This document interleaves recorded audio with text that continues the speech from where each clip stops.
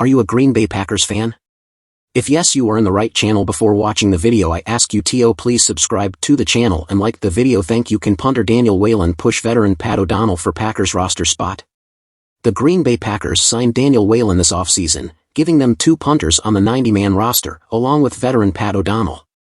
This is not a training camp battle that will garner a ton of attention. In fact, it might not even be an actual training camp battle. But there's a reason, whatever that may be, that the Packers added Whelan. So the question at punter heading into the summer is, can the inexperienced Whelan push the veteran O'Donnell for the starting job?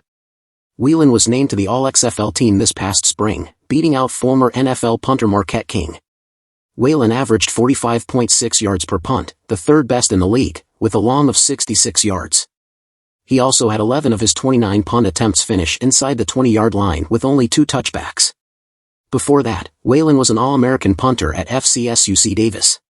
In 2021, his final season, Whelan averaged 46.3 yards per punt, with 22 of his 55 attempts ending up inside the 20-yard line with a return rate of 40%, including 15 fair catches.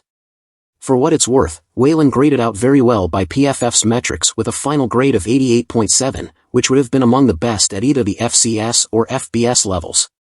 Release the like on the video and subscribe to the channel. I update you with the news in the next video. Bye. Although we got just a small glimpse of Whelan during the open minicamp practices, what was evident was the power he packs.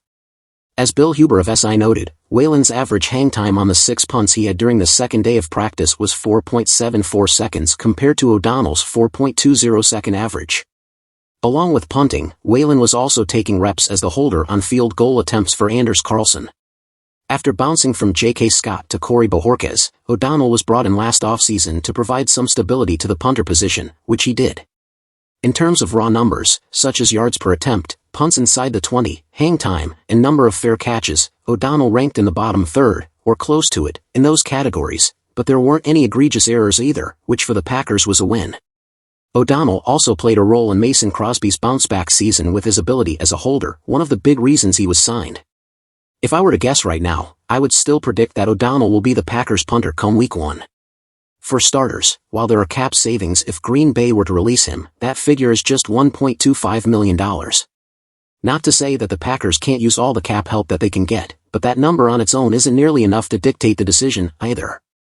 Upon the signing of O'Donnell last offseason, Rich Bisaccia mentioned how he had admired his game from afar, and we have all seen, especially this offseason, the say that Bisaccia has when it comes to special teams decisions. The last thing I'll mention is that with a rookie kicker, having O'Donnell's experience and sound holding abilities on field goals could be quite valuable. With that said, some of that logic could go out the window, given where this Packers team currently is. As they find themselves in the midst of transitioning to Jordan Love, just as they are doing at kicker with Carlson, at punter, Green Bay could be more willing to weather the storm that comes with relying on an inexperienced player in the hopes that they find a long-term answer at the position. If that's the case, then Whelan may have a shot, if he performs well, to make the team.